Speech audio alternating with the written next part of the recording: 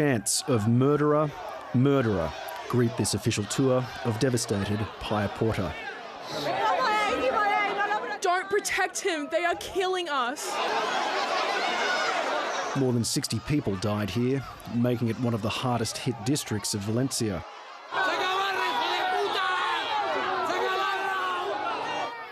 Spain's Prime Minister, Pedro Sanchez, is quickly escorted to safety.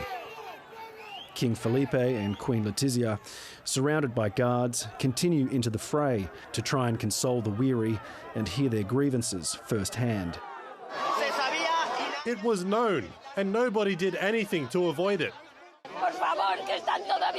Please, the dead are still in the garages. The families are looking for their relatives and friends. Please come. We only ask for help. The Queen moved to tears. These men try to assure her this anger is not aimed at you.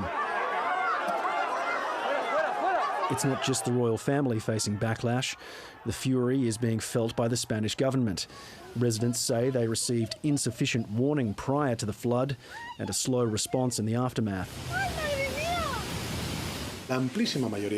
We are not going to deviate, despite what may happen with some absolutely marginal, violent people.